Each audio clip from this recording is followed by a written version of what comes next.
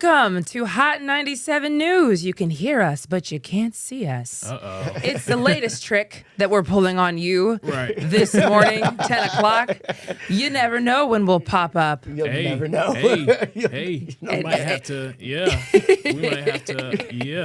rocking, keep moving. That's what live television is, folks.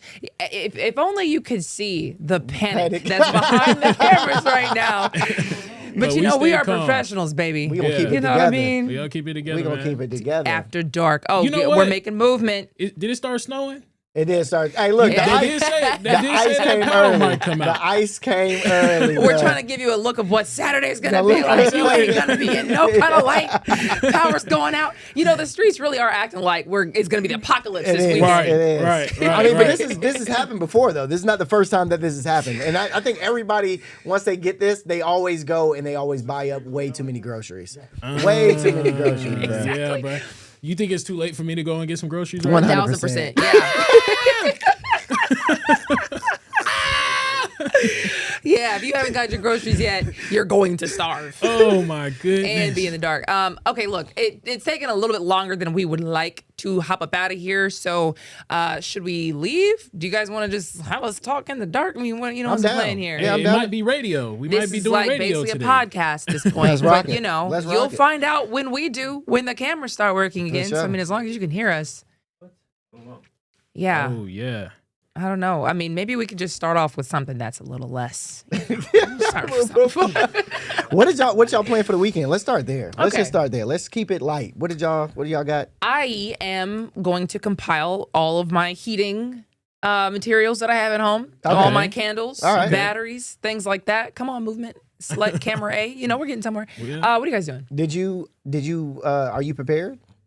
Not really. You know what? Because I just been through this. There we go. There we go. Let's Okay. go. There we go. All right. Been through this so many times with the weather. Oh, You know. we're reaching.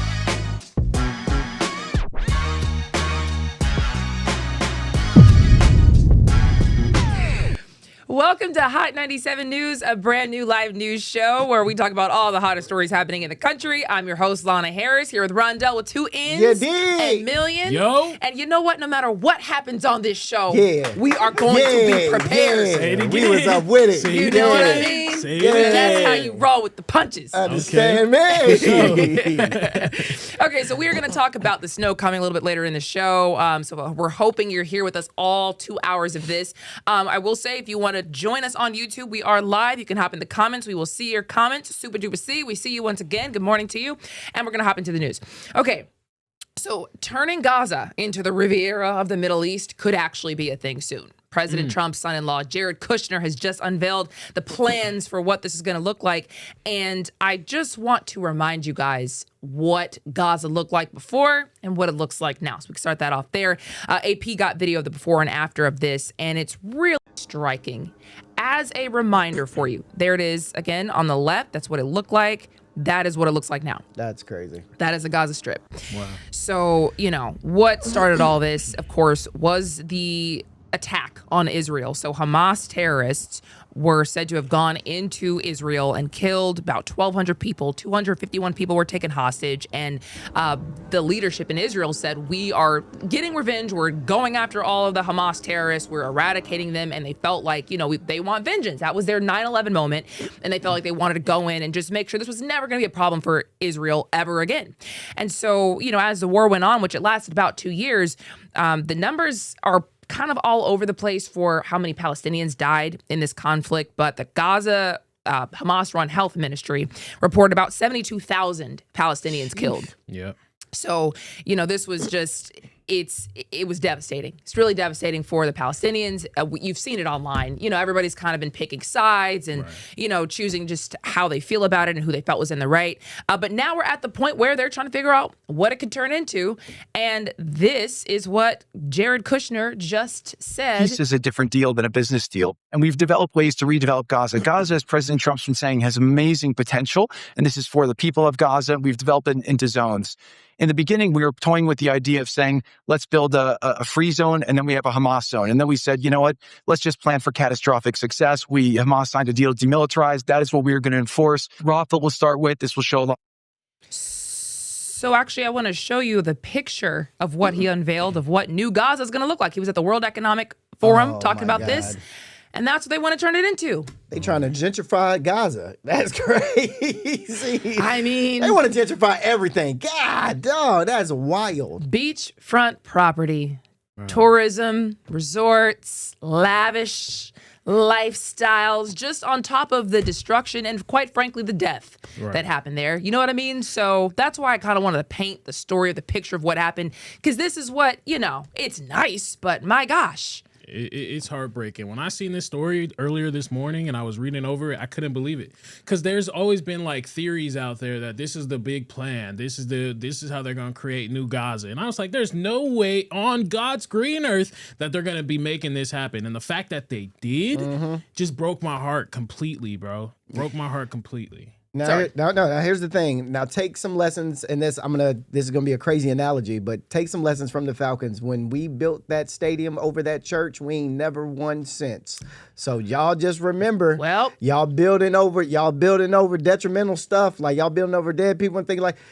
Just know, karma does come. It might not come in the way that you want it to come, but it will come. I will guarantee that. Them folks will haunt you. Yeah. I mean, because pull the picture up again. We're talking about a Mediterranean coastline packed with glittering, glitzy buildings. I mean, this looks better than Atlanta. You know what I mean? It looks 100%. better than a lot of U.S. cities that they're talking about here. So, that's kind of what we are talking about here. Trump has obviously been floating the idea of turning Gaza into the Riviera of the Middle East. Like you were saying, a lot of people thought, no way are they going to do that, There's a world where they just turned it into something where the Palestinians could just enjoy and, not even enjoy, but just live. Right.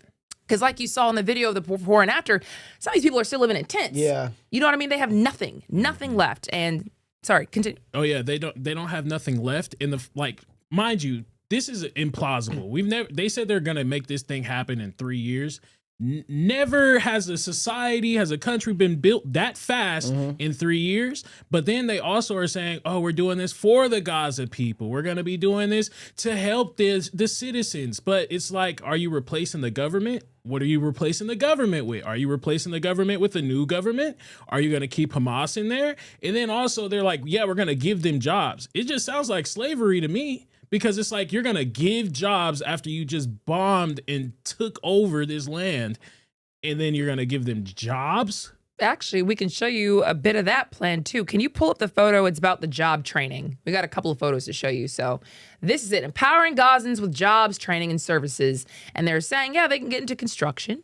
Obviously, somebody's going to have to get into construction. Somebody's going to have to get into agriculture, manufacturing. I mean, it's even more striking when you look at the bottom left to me. The average annual household income, if everything goes to plan in 10 years, $13,000. That's slavery. Yeah. That sounds like slavery to me because again, it's not America doing this. It's the peace board Board that's of doing Peace. this. Yeah. Yeah. So they don't have to even operate under American rules. They don't have to do minimum wage. They could do whatever they want to these citizens. And the citizens are supposed to just abide by it. If they're even allowed to stay. I mean, there was a whole conversation about where they're going to go. Surely they're not going to let the Palestinian people live and be in these high, ritzy buildings. Surely they couldn't afford it with $13,000 annual household income. That is more than previously, I will say. Like, that would be a big bump for them. But when you talk about all these new developments that are coming to the area, is $13,000 going to be enough for them to enjoy it? Are they going to be subsidizing their houses, their transportation? Like, how do they see them going forward when a lot of people lost everything and are starting from scratch? So, a lot of people have questions about what that is going to look like. But we can also show you a new picture of Rafah, which is also in the area. And this is kind of what they're thinking: permanent housing units, education centers, religious and vocational centers, medical facilities. I mean, this is what their plan is for this area. So so the picture before was like the luxury side of it, and this is where they're planning on moving all the poor people, or that I don't know. Okay, because there are just different parts of the strip. Okay, so there's got different like cities. Okay, I got you. You know what I mean? Well, this looks like they moving the poor people. I mean, it looks like a project essentially, bro. It looks like, hey, we're gonna build these nice things over here, and then we're gonna build this project for y'all. This is what it looks like to me. I could be wrong. It was already congested. Actually, can you pull up the before and after picture video again? It was already congested. You know what I mean? There were I think 2 million people living in a very small area as it was. But, you know, how do you account for all of that? I mean, you do have to account for the fact that they did lose anywhere from 50 to 72,000 people, but that is only really a small fraction of the millions of people who were there. So I don't know where all they've gone, but they got to rebuild and do something. It wasn't even like a bad looking area when you really look at what it was. Not this is after. This is after. Yeah, this is before it was populated. But I'm sorry. Yeah, but you make a good point, and so we like you seeing with the projects, right?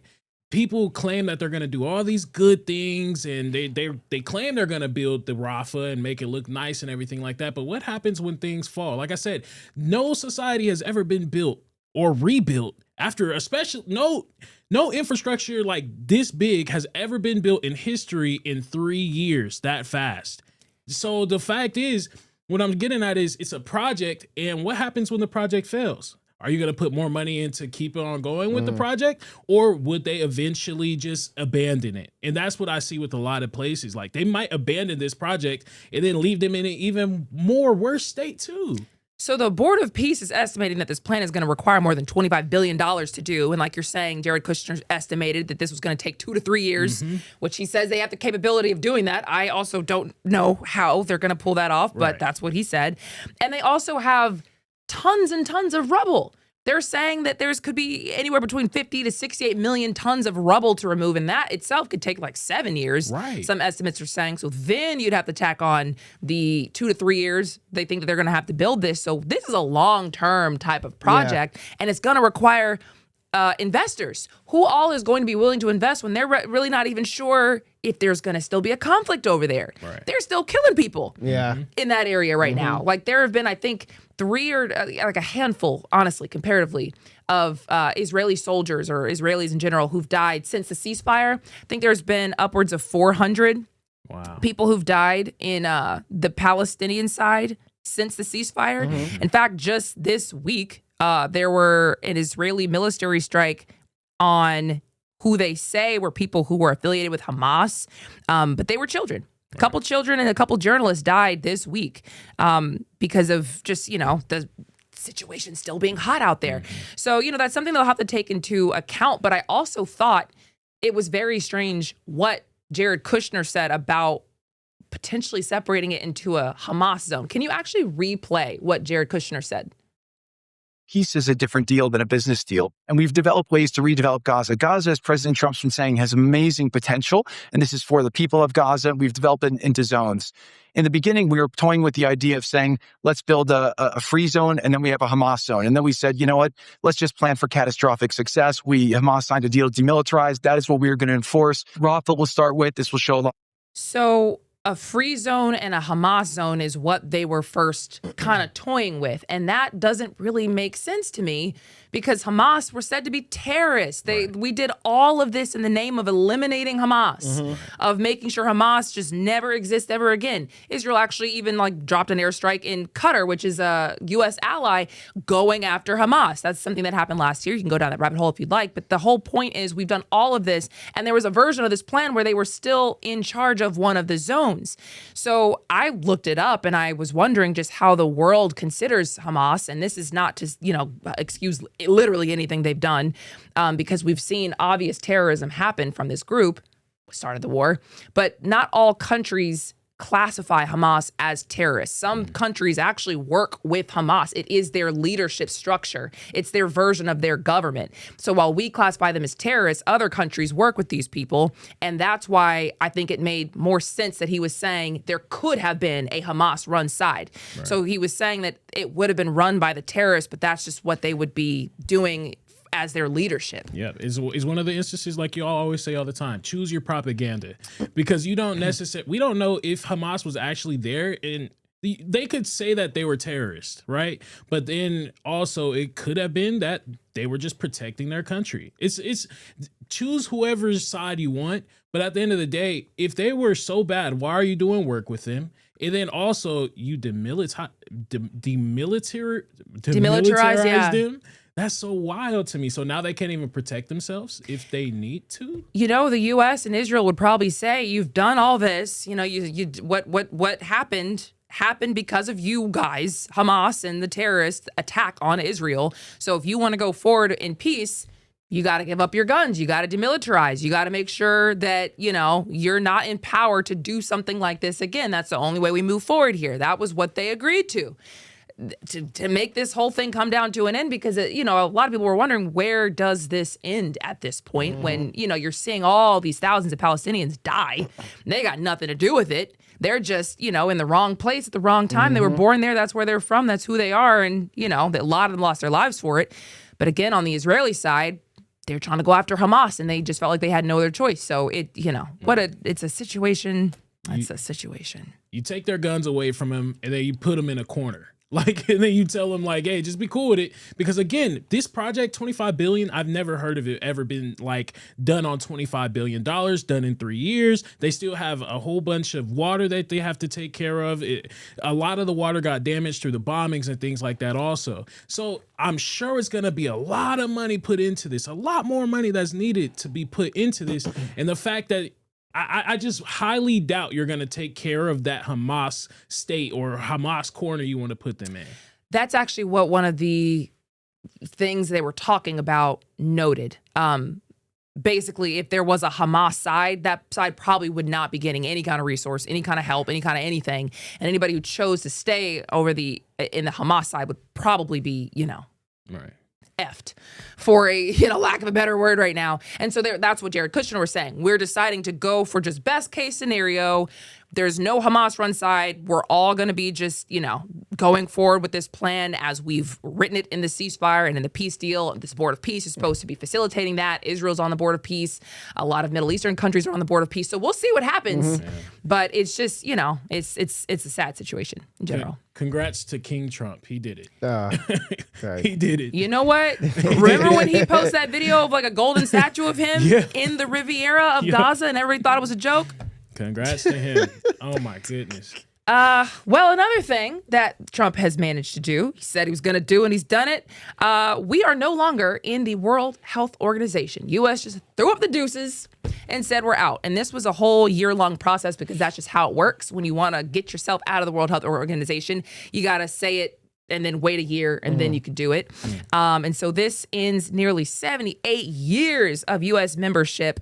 And basically Trump was saying he feels like we're wasting a lot of money, and the World Health Organization kind of screwed everybody over on COVID. So why are we paying all this money? So we're out. That's very true. But for the people that don't really understand, like myself, I didn't really understand what was going on. I had to do my own research, and I'm going to help the people like me out there fully understand what's going on. I'm going to break it down in very, very simple terms. So, okay, imagine the World Health Organization is like a really big clubhouse, okay, where almost every country in the world gets together to talk about how to keep people healthy and stop big sicknesses, like when COVID hit.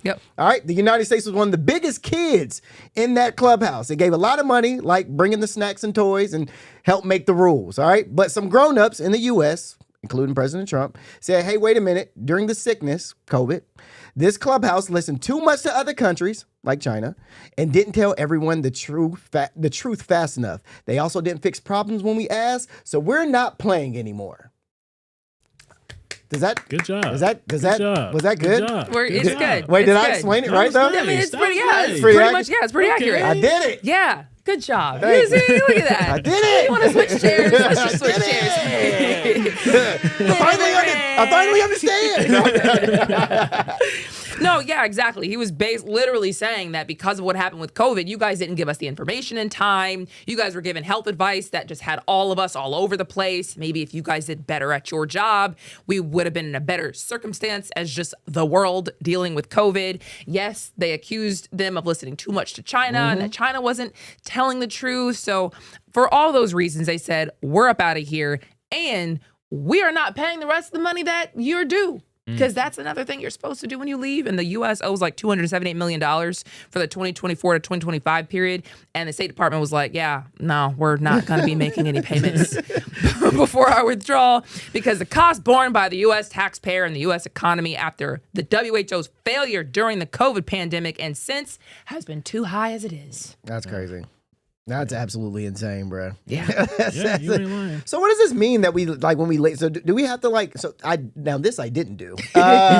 So when we leave them, do we just make our own rules when it comes to like the health? Like if the CDC says that another COVID hits, like now we're responsible for like figuring it out and stuff like that. Or? I did look up the ramifications, and it says less global disease coordination. So yes, obviously, the U.S. is not going to be coordinating with the rest of these countries that are involved with when you're talking about outbreaks and pandemics and whatnot.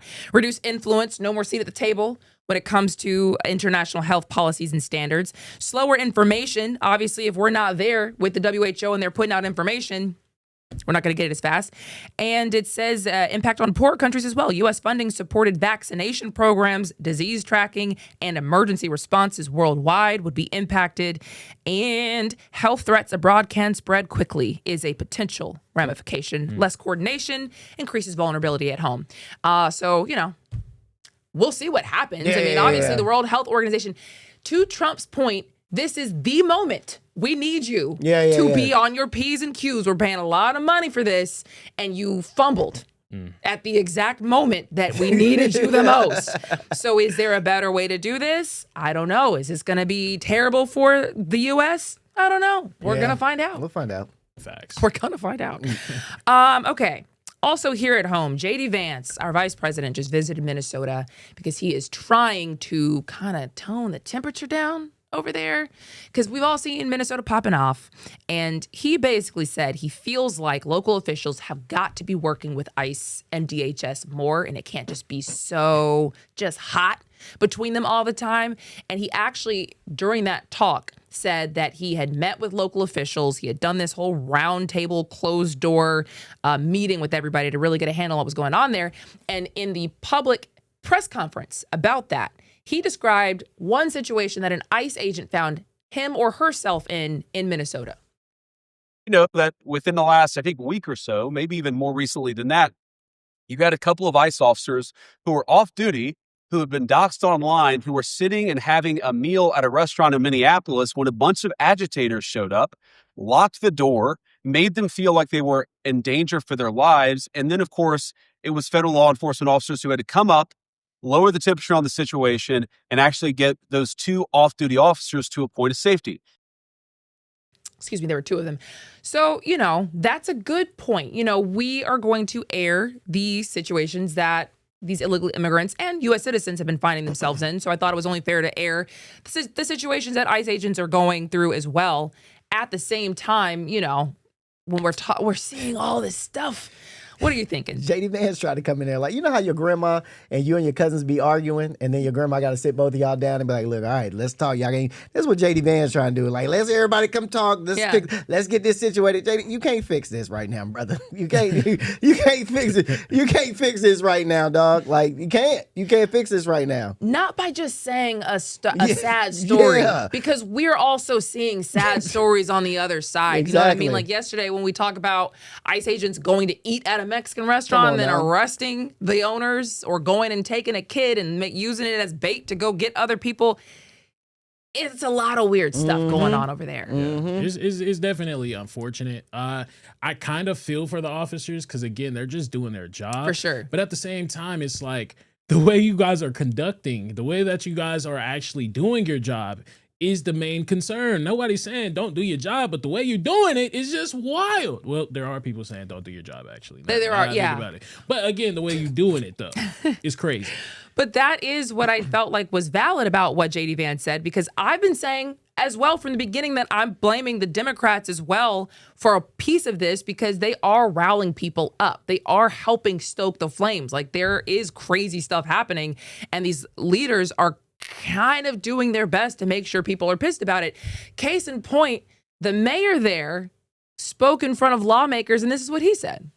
This is not about safety. This is not about immigration. This is about sowing chaos on the streets of Minneapolis. This is about political retribution. So, we all know that Trump has been saying we're getting the illegal immigrants out of here. nobody could have predicted that this is how they were going to do it, but that is what this is about. So I feel like to sit there and say this is political retribution and everybody should be upset that he's just doing this to you guys, that's going to make people mad. That's going to get people out there protesting and antagonizing ICE more. Who wants to be the adult in the room and simmer this stuff down? Like, for real. Yeah, but I kind of appreciate how he's doing it. You know, if you're as a lawmaker, I just want you to stick to your guns, stick to your people. He sees that his people is being hurt right now. So he needs to be there, and he needs to say the things for the people. This is how the people was feeling, at least. They think that what Minnesota is doing, what Trump is doing, well, they think what Trump is doing is a political hit, but the reality is, y'all, we got to get some of these illegal immigrants out of here. Sorry to say. And I know everybody has different opinions. Look. Me and Lana both said, okay. I'm just saying though, you gotta come on now. It's not, everything's not political. Even though you may think it is, everything is not political. Where I agree is that if there are illegal immigrant criminals here, sure, by all means, hog time, get them out of here, whatever. But like to do it like this, where you sweeping up kids and you're sweeping up U.S. citizens and you're antagonizing real officers who are off duty who just look Hispanic or whatever minority they look like. There's a way to do this. It's not real. That. You know what I mean? And that's where I feel like they're being very irresponsible. And I do appreciate Jacob Frey, the mayor there, for kind of calling it out. I just wish conversation was call your senator, call your lawmakers, like do not let their phones stop ringing until they listen to you versus go out in the streets and, follow ICE around because it's not getting us anywhere. Yeah. True. Well, we have so much more coming at you. We'll be right back after this break.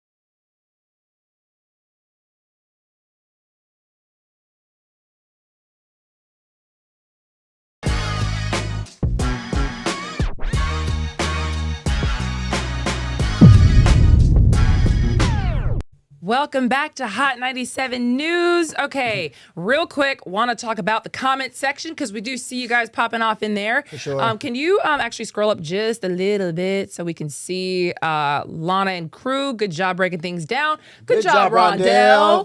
That would be the first one that you see. Good Good job, Rondell. Dale. Good job. With your explanation. Yeah. First of all, I don't want no participation. Okay, I did my thing with that. Okay. America actually wakes up and chooses to F with people. Said he always looks like he's a guidance counselor trying to calm down a class of black kids. Are you talking about JD Vance? Yes. Dang, that's crazy. That's not funny. That's not funny.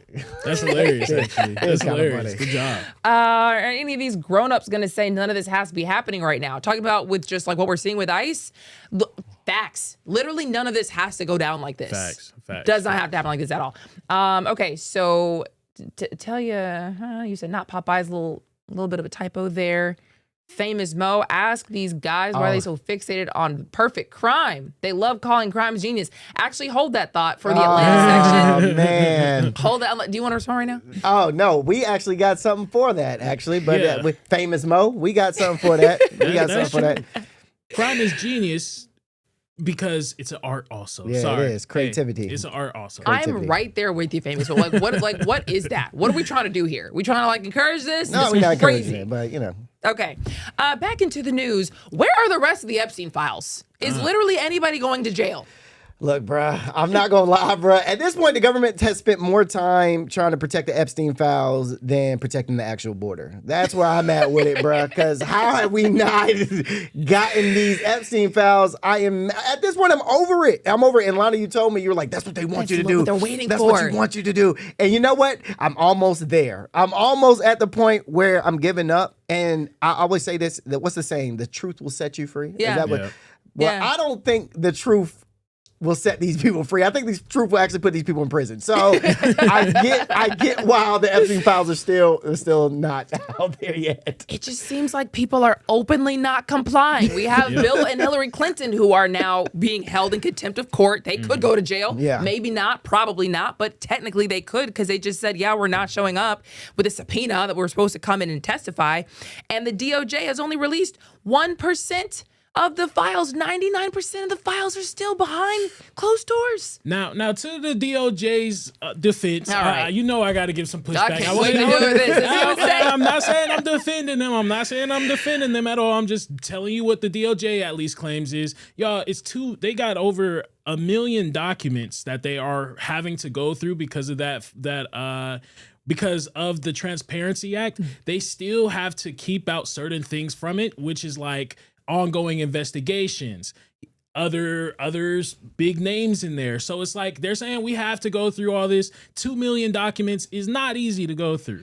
So where are the ones they have gone through so far? Like, why don't we just keep, after that first dump of like 12,000 documents, I haven't seen just really anything else get dropped. And they have been going through it, they claim. So I just looked this up. Total pages exact. The page account is 5.2 million documents, and that isn't finalized. So roughly, the total document count would be roughly 52,000 documents if only 1% has been released. Yeah. And that's less than, Bruh. because they've done like 12,000 documents. And that's why we brought up those pictures. Can we bring up those pictures again? Bro, Because what? it seems to me like they just kind of dropped a couple of splashy details, a couple of splashy photos, and thought, okay, this is good enough. Everybody will just kind of forget about this because we've given them kind of really nothing. Is that Chris Tucker? That is Chris Tucker. God!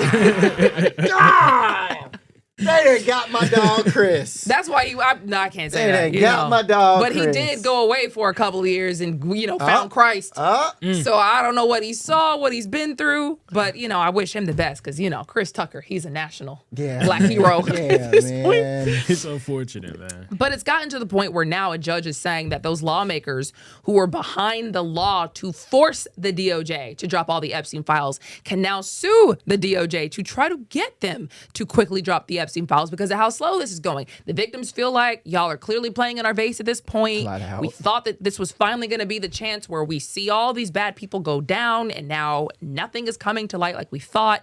It takes a lot for these victims to get on camera and say, this is what happened to me. I am not going to be afraid of all these powerful people who are accused of doing all these things. I'm going to stand here and try to expose it all just for literally nothing to happen. I mean, it's really kind of a spit in the face. And so, like you said, the DOJ said that the holdup is about protecting victims. It's about making sure all their names are redacted. The problem with that is, in the drop that we already got, they did accidentally reveal some victims' information. So y'all clearly weren't all that concerned before. People were noting that certain pictures of Trump disappeared from the files one day, and then they were back, a couple days later. They've been doing weird stuff about this. And that's why I at least hope that we can get to a place where we acknowledge it wasn't just the Democrats. It's clearly all of them. All of them are doing something, because this is just weird at this point. Who are we protecting? I mean, okay, like I said, I just want to give a full perspective here. Let's say they do just say, bump it. We're not going to go through anything. We just going to release the files. We're going to drop it, all 2 million files right then and there. Again, the Transparency Act said that you can drop the files, but you cannot include ongoing investigations. If the DOJ then drops these files and then they get sued because they didn't keep out certain information, that could be millions of dollars that's costing the DOJ. So that it's like a give and take here. And if anybody is to blame, honestly, I blame Congress, because they had the ability to include a strong enforcement mechanism when they made this law, but they chose not to. So they did not enforce, they said that, hey, DOJ, drop the files, but they didn't put in any repercussions if they didn't drop the files, if they didn't have a deadline. That's Congress's fault. I get that. That's a fair point. But at the same time, they barely got through the law as it was. They needed every single signature that forced that vote on that, the law even becoming a thing anyway. And from what I've seen, there was a lawmaker that was talking to Todd Blanche, I want to say, the Deputy Attorney General, who allegedly told her the DOJ has already reviewed more than 5 million files. So if you guys are still reviewing files and you've got big chunks, why not just release the chunks as you review them and let them go? What are we talking about here? I don't know. I guess this same representative, which is Representative Luna, she's saying that Todd Blanche is now willing to brief Democrats directly because really they're getting pressure from both sides, both parties, over these missed deadlines. They were supposed to have dropped all the files by December 19th. Here we are at the end of January, and we got less than 1%. That's crazy. So nobody cares about complying with the law. What does that say to you and me? Why do we have to follow the law when the rest of these people clearly just do whatever they want? I don't. And that's why they cheer for crime. Oh man, yeah. When you start actually looking at the complexities of law, you start seeing that there's a process that slows things down in general. The processes are there just to slow things down, but it's also there to have precision. I still think, 2 million documents is crazy. Even for the DOJ, I understand it's a big organization, but that's 2 million documents. You said they did already go through 5 million of the documents. That's the claim. That's what's been reported. But they have to redact certain things. I want the files released just as much as anybody else. 100%. It's just I'm trying to be fair here and give them some sort of credibility. If you say this is the deadline for literally anything, we got to be in this seat so we can be on at 10 o'clock a.m. We ain't got no choice. We don't have a choice. Ain't no choice. What do you mean I'm, as a lawmaker, saying you have to drop this file by this date, all these files, and do what you got to do to get it done, and oops, we just did 1%. Not even half. Not even half. Not even 3%. Right. You know what I mean? That means y'all are who are we protecting here? It shouldn't take that long. Again, I blame Congress, though, because they could have put some repercussions in there. They could have put some consequences in there if they didn't comply. That's on them. All right. Well, moving on to talk about TikTok. Did you guys sign in to your TikTok and get a little notification? I just did, yeah. Yeah, they basically are telling you that the terms and conditions and the privacy policy has changed because they have finally sold it to a U.S. business. Which is great, because maybe they can get rid of all the dancing on TikTok. I'm over it. I'm over it, bruh. I'm over it, man. I've been trying to get famous on TikTok for years, bruh. I've done did all the trendy dances. I'm over it. So hopefully now that they done changed the terms and policies, maybe, what I'm doing works. You know what I'm saying? I guess. What I'm doing works. Who knows? Man, there was a time when TikTok, you could say anything on there. Yes. You would go to TikTok for like news. The dances, yeah, for sure. But also you could say like whatever you wanted. Now, boy, it is so censored. Oh yeah, it's strict. It's strict over there. Oh yeah, It it's is strict. so freaking censored. It's And I strict think, over there. you know, of course they said that they did that for national security. They didn't want a Chinese company to have all this information and data on Americans. They said that, you know, even though the company was saying we don't give this data to the government, the U.S. said there's no way for us to know that. So we don't believe you. So if you want to operate in the U.S., you're going to have a U.S. company basically own the app so that we have control of the data and it's not going into our adversaries' hands. But, you know, I guess that's one reason. Other people literally think that they wanted to have control of the information. What, the Chinese?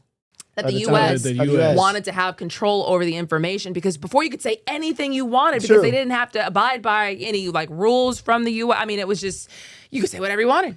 And now you really can't. Here's the thing. Are y'all going to read the terms and policies just to like fully understand what we can and can't say? We don't. Who really reads that? Let's be honest. Have y'all ever read any terms and policies of anything? I don't want to admit that on TV. Yes, I read everything. No, we don't. Okay. So, but I'm definitely going to read these though, because I kind of want to see what it is that, dude, I get a strike for everything I say now on TikTok. Everything I say. I can't say no type of nothing, even in the comments. If I comment on somebody's thing, it's getting taken down. So now I kind of want to read on what I can and can't say, and maybe it'll help me out go further on TikTok. I don't know. But yeah. But also, why is that? And who gets to decide, like, what gets to be taken down and what news you're allowed to see and what words you're allowed to see? Like, who gets to sit there and decide? Because like we talked about with Section 230, that means that these social media companies aren't liable, like, criminally, legally at all for what people say on their websites and their platforms. That's a whole thing. They are not criminally held responsible at all for anything anybody says. So why are you censoring people then? What would be the point other than to control what is being said, and in which case, who gets to decide the information? Yeah, there was a dude on crazy. There was a dude on TikTok. I don't know if you guys ever saw this, but a guy, he was making gas out of plastic. Did you guys ever see this? No. So he was making gas out of plastic, and he was using his TikTok platform to like show people how he did it and all this. So he went missing. What? Went missing at one point. This is not a real story. It's a real story. Look, He was making gas out of plastic and went missing. And then, but he ended up coming back. But he ended up also telling people like, bruh, there were definitely people like looking for me, like FBI's and all this. Definitely people looking for me. But he put all this out on TikTok. TikTok kept censoring in his videos, What? kept taking them down. He would repost them, kept doing this, kept doing that. And now it goes to show like, hey, bruh, you can't show people this, bruh. Like, you can't tell people that you can make gas out of plastic. Like, no, yeah, it's a real story. Yeah, I know you want to say it's not, but it is. Well, I mean, I know you wanna say it's not, but it sketchy. is. No, I'm just saying it's sketchy because I mean, he's right here doing Yeah, interviews. I know. I've seen him in November. I just said he got back. Right. Yeah, he was back. Right. His name is Julian Brown. He's 21 years old, and he's from Atlanta, Georgia. Huh. Y'all, I ain't gonna lie. A kid saying that he created gas at 21 years old is kind of crazy to me. And if you're saying that you're creating gas and you're spreading misinformation, that is the issue. Because then you're saying, hey, this is how I made gas. I'm not saying that that's what he did, but hey, this is how you can make gas and all this. Y'all, misinformation is huge in America. That is the plight. China, it's possible that China did allow so much things to go on, like misinformation, just to confuse the masses in general. There is still misinformation on the internet right now. So who gets to decide which misinformation gets to stay Exactly. here? My only thing is there's kids on TikTok. They're still seeing children. misinformation right now. Now, that's why I think that the FCC should actually get involved, because we operate on a FCC. We're on TV. We have certain limitations on things we can say, and we have to make sure that we're actually accurate with things that we put out there. Otherwise, we may be subject to fines. Misinformation is huge in America, and I don't want the kids to be taking all this misinformation in also. Yeah. That is probably where this is headed, because the social media is like the wild, wild west right now. And the whole point of not making social media companies liable for what people posted was so that they could grow without being afraid of like, oh my God, I got to watch everything. I'm going to get sued. It was so that the internet and social media could just grow and expand and be literally what it is right now without them having to worry again about any kind of repercussions. So the fact that they are still censoring things when they don't have any fear of repercussions means there is still misinformation, but some misinformation they are allowing. Other misinformation they are not allowing. Some true information they are allowing. Some true information they are not allowing. Right. Who gets to decide, and why do they get to decide what literally everybody can say? That's crazy. As long as it's not dangerous, because again, there's reasons why we have like Alex Jones situations where Alex Jones said something about a particular incident, and now he had a lawsuit for $1 billion because it was what he said was hurtful to people. Y'all, the internet is a dangerous place. You could put out your narratives out there and people can believe you if you're compelling enough. And people can believe your lies and people can believe your truth. But truth is always subjective in general. That's not like the platform did not get sued. Yeah. Alex Jones got sued. Right. So everybody should be liable for what they say on it. These platforms are deciding what people can and can't say, even though they aren't going to be held liable. Right. We shouldn't even have had. There's no reason why Alex Jones should have been able to get that far, though. That's what I'm saying. If anything, it should be protecting the creators, because now it's like, look, if you say things like this, if you say it like this, if you can even spew your own information out there, as long as you're saying it in the correct way. You have to say it's allegations. I'm alleging. I'm saying that this is it's like certain rules that is okay to follow as a creator. We do it all the time. But it like worked out, and what you're saying, it did work. I said something crazy and now I'm getting fined. Like, it didn't apply to the platform. The platform didn't have any repercussion. But again, we're on TV. Well, we're gonna be on Monday, but we're on TV, so we can say what we want in the correct manner. There's certain ways that we can. I think you're missing her point. But yes, it's a platform that's still there, though. It's the TV, the network we're on is still the platform, and they're telling us, hey, you cannot say these certain things because of these rules and regulations. But she's saying the platform should be held liable. Yeah. If the platform is going, okay, so if we say something crazy and we get sued, the company's getting sued and we're probably going to get fired. Yeah. Like, that's how it works, because it's a reflection of the company. The platforms in this sense are the company, but they're not getting held liable to them, but they're still censoring people. And like you said, Alex Jones said what he said and he got fined like $1 billion. The company didn't. So why are these companies not held liable and censoring, and who gets to decide what's censored? Yeah. You don't get held liable, so what do you care? So you just want the social media companies to be held liable too. Yes. That, or you can't do both. You can't decide what information is allowed, because who made you the arbiter of truth as the platform? Yeah. You know what I mean? How do you get to decide what's true? You don't know. Because what you're saying might be a lie, It could be a lie. You have no freaking clue. Why are you censoring what I'm saying? What I'm saying might be the actual truth, and what you're trying to censor is probably being detrimental and not helping. It's probably counterproductive if you ask me. But and if I'm wrong, like Alex Jones found out, I can get sued for $1 billion potentially. Like, people should be held liable for what they say. But you can't like censor. I mean, I don't know. We've been on this too long. we gotta dip out. These people are really wowing at the self-checkout counters these days. Well, do y'all use self-checkout? 1,000% I use. Before I get into this story, do y'all use self-checkout? Almost exclusively. Do y'all steal from self-checkout? No. Never. Okay. Well, do you steal from the self-checkout? Hey, man, this has nothing to do with me. So look, the self-checkout theft is surging. I could have imagined you put self-checkout. Why wouldn't it be? Approximately 27% of Americans admit to intentionally stealing at least one item out of self-checkout, up from just 15% in 2023. I'm a part of the 23%. I ain't gonna lie. Accidental and intentional beyond purposeful theft, 33% of respondents admitted to accidentally walking away with merchandise. Notable 61% of those who took an item by mistake said they kept it and they didn't bring it back, which is still stealing. By the way. You didn't do a good job by keeping it. Younger generations are most likely to skip scans, with 41% of millennials and 37% of Gen Z admitting to intentionally stealing. All right. Now, this has had a setback with the financial department because a lot of these people are losing billions of dollars. But my thing is this. Man. 23% of Americans are saying like, oh, like, yeah, we're stealing. And then what is the other 73% doing? Lying. All right. Yeah, that's what y'all are doing. Y'all are lying because everybody steals from self-checkout. I don't care what you say, Lana and Million. Y'all have stolen from self-checkout on accident. On accident. We all have. No. We all have. No. I literally can't think of a time where I even accidentally like what, because I would like the guilt would eat me alive. I'm not that guy. gosh. I'm really not.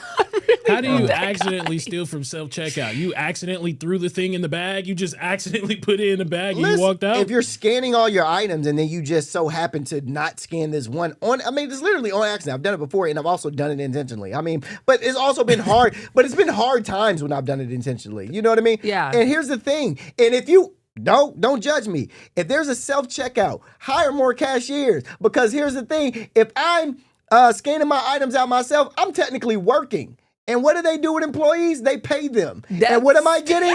This is me paying for me working. I'm taking my groceries. I just paid. I just worked. And you got me working on my day off. I ain't even supposed to be here. I'm not even scheduled to be on the clock. Overtime. Yeah, and y'all got me working. So, of course, I'm going to take a little payment on the side. Man, you know what? Now that I think about it, I was with someone who like stole in front. I felt so bad, but we were buying avocados, and it was him. It was years ago. He he scanned one and then just kept don't. But the avocados were like $2.50. Yeah, and each. And we needed 10. Oh yeah. So it was like, I watched him do it, but I was just like, but we're saving so much money as a group. Yeah, man. But yeah, man, no, it really is usually people who are on hard times. Yeah. And again, yeah, I do think that those chains factor in some kind of like loss, numbers to that. Cause it's like people, even on accident, are going to push in, the wrong kind of thing. Maybe you pushed regular version instead of organic and saved a couple of dollars because you couldn't find the organic button. I will not say I've done that. I've seen that happen. Blink, blink. Listen, man. Listen. I'm not going to incriminate myself. I probably already did. But it is what it is. It is what it is. Well, look, everybody, I can guarantee you, bruh, there's probably everybody that has accidentally done it. They probably didn't mean to, but they definitely probably have accidentally done it. I don't know anybody that hasn't gone to self-checkout and left a carton, like one of those the cases of water at the bottom of the cart and forgot that the case of water was there and just walked out the grocery store and was like, oh, snap, this case of water is here.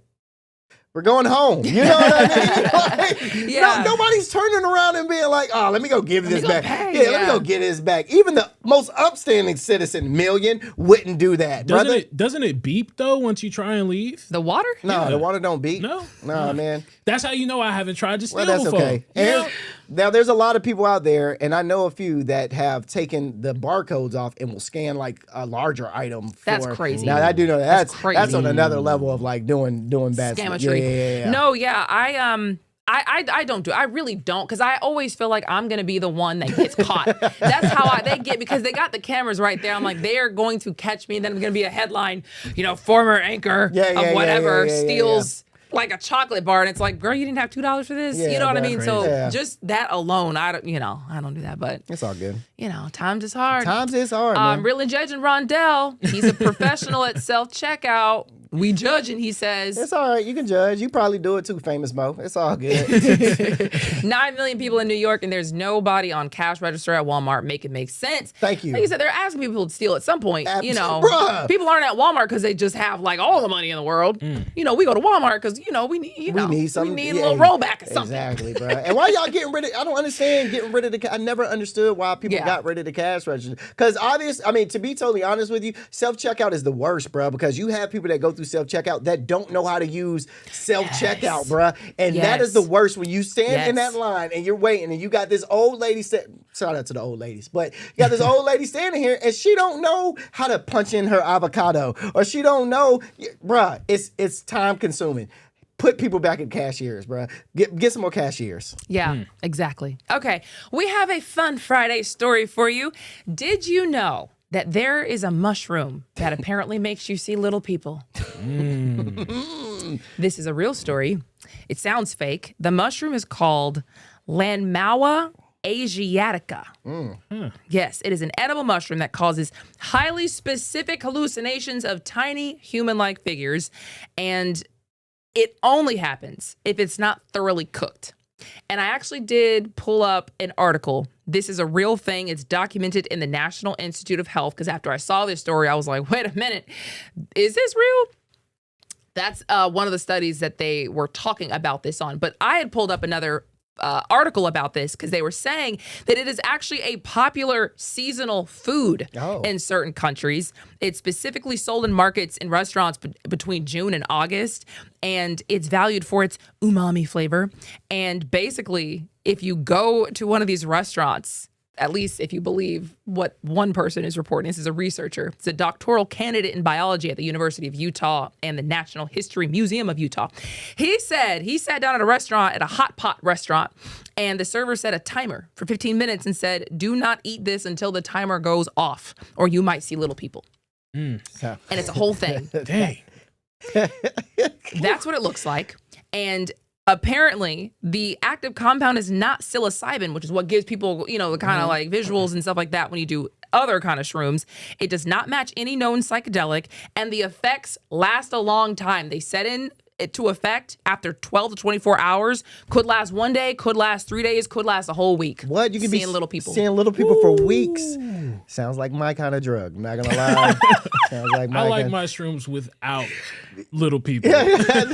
y'all remember the drinking game where you got to take the little person off the cup before you Yes. drink? This is the exact. They're there. If you take a certain mushroom, they're there. They're actually there. Yeah, reports they're there. climbing up the walls and doing all types of crazy things, but it sounds like it's fake, but it's like real. The more you know. The more you know, for sure. Pretty crazy.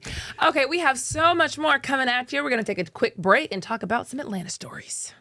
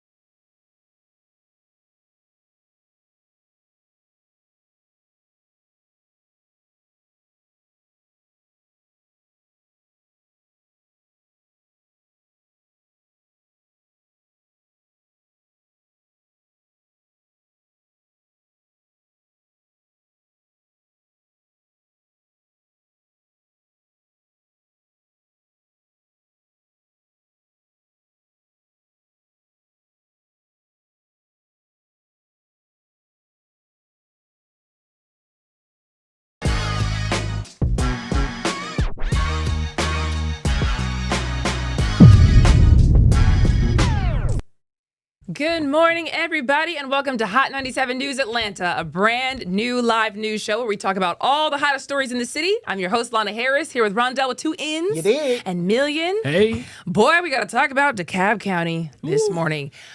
Former DeKalb Superintendent Devon Horton just got arrested for assaulting his wife. I know the school district is sick hearing this, because if you don't know about Mr. Devon Horton, this is a little story time for you guys. Because this man was actually brought into this city for the children. Okay. So he was picked back in 2023 as the sole finalist for the superintendent. And 29 people reportedly applied to be the superintendent, and the district was like, no, this is our guy. Sole finalist. We believe in this guy more than anybody.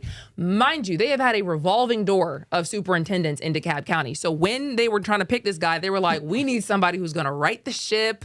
We need somebody who's going to like just steer us in the right direction. We've had like 9 superintendents since 2010. Nobody's like been doing a good job here. So here we are with this guy, sole finalist. The community looked at his resume at the time and they were like, wait a minute.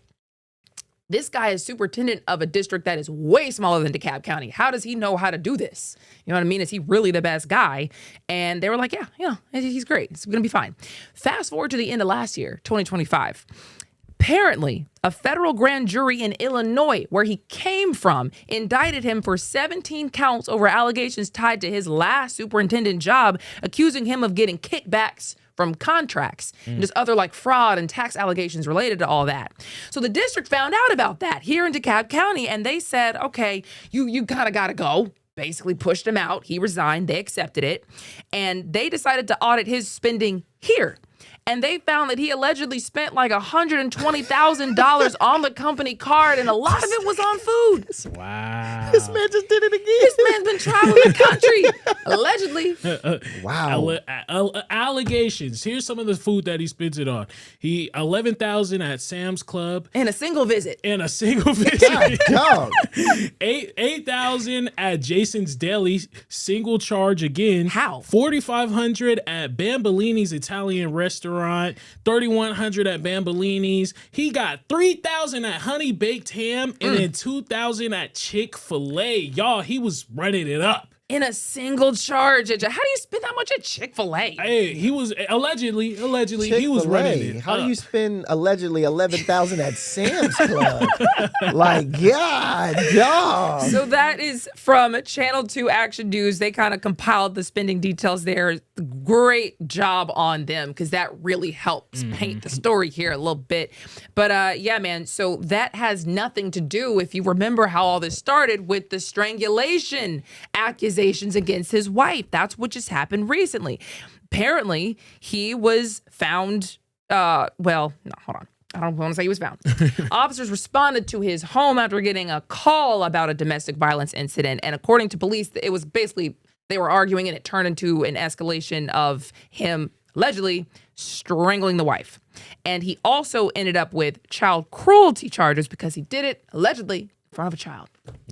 So, now you got the children involved. And this is the guy that they chose as the sole finalist to be the superintendent. Yeah, they didn't do their research enough, boy. God, dog, they didn't do their research enough. How do you pick someone as a sole finalist when they have even like a hint? A hair. Right. A hair of something. That could be. Somebody must have said, this guy, he's leaving here in Illinois. I don't know. You might want to look into it a little bit. Surely somebody, I don't know. He's got to have some great connections. I ain't gonna lie. He's either got to have some great connections. He's got to have some friends in high places. He just must know how to talk. He must be charming. Yeah. Because, bro, like, the fact that he was able, mind you, he resigned from DeKalb County. Oh, really? He resigned from DeKalb County. So they didn't fire him. He resigned from DeKalb County. I don't know how that actually work. If you get fired, you get a little couple of benefits. If you resign, you don't. I don't know if they made him. I don't know how that worked. I'd have to look into how that all happened, but or maybe he knew this was about to come down. Like all this, or they were about to start finding out stuff, and they were like, "Yo," he was like, "Hey, I got to go before this hits the fan." I mean, if I was to resign somewhere and I know I was doing dirt, I probably would be like, "All right, I'm starting to hear some ruffles out here, and yeah, I need to bounce." So Yeah. Yeah. So the alleged strangulations and child cruelty happened after he resigned. So after all this went down. But yeah, I just thought, boy, I would be sick hearing anything that this man does, knowing that I brought him to this community. I also didn't know you can get child Cruelty charges by allegedly doing things in front of your child. I didn't know that. That's what the details said. Children were reportedly present during the incident, which resulted in the additional cruelty to children charge. I didn't know that either. I did not know that. Yeah. That is new for me. Yeah. I saw reports that the lawyer actually came out and said, no, he didn't do this in front of the kids. The kids wasn't anywhere in the vicinity. Really? But yeah. I don't know, man. I don't know. You know, lawyers are going to say whatever Whatever they they want to do. say. They Whatever gonna they want to lawyer. say. Lawyers gonna lawyer. Yeah. And maybe he did. You know, we don't know. He's only been charged. He hasn't been convicted. That's true. So, you know, we'll see what happens. We will also see what happens with the assistant principal here in the Metro who is accused of shoplifting $900 worth of product from Walmart. Yeah, man. Courtney Janelle Shaw, 47, a veteran educator and assistant principal, accused of stealing nearly $1,000 worth of merchandise from a local Walmart. The thefts alleged occurred in a series of incidents between November 2nd and December 31st. Now, I want to say this about this story because I know I joke a lot about, you know, stealing and stuff, and it's mostly just jokes. But a lot of these, I say this because my mom is a teacher, and y'all have to pay these teachers more money because I don't specifically know what she stole, you know what I mean? But I'm pretty sure, man, like a lot of it probably could have been something for the school or for the kids or, you know, I mean, bruh, they're just not getting paid enough to live and to provide for the schools, bruh. Like, you know what I mean? Not to say what she did was right, but what I'm saying, and if it was her stealing to provide for schools, I understand. I get it. Yeah. I get it. So, yeah, it definitely was wrong, but I understand if she did it for that cause. That's all I'm saying. I was about to say just 5 minutes ago. I know. You were talking about how you doing the same thing. Yeah, but I still for enjoyment. No, I'm joking. Please. Oh, my fault. I'm looking at it right now. It says, as of January 2026, the average annual pay for an elementary assistant principal, because she was an assistant. The assistant. Guess how much it is? Over 100. Over 100? How much? 70,000. 70? Yeah, 70,000, around 70,000 a year. This is actually what more than one I of the thought it would be. reports is saying. I thought it was at least. But again, make it make sense, Dale. I'm trying to like You rock can't with live you off. on You this. can't live off 70,000 a year, Who can't? brother. Who can? She's probably a mom. She probably is some more stuff, dog. Like this is a grown lady, man. She's 47 years old, dog. $70,000 a year, and on top of that, bro, you got to take into the fact, and I think a lot of people forget about what teachers actually have to do. You're paying me $70,000 a year to watch your kids. So you're not just paying me $70,000 to be an assistant principal. Dog, you're paying me $70,000 to teach your kid. From what you said, discipline your kids. Like, do this with your children. I have to be when your kid having a bad day, they can't talking to you. They with me for 7 hours of the day. So they coming to me. There's a lot that I have to be this kid's therapist in school.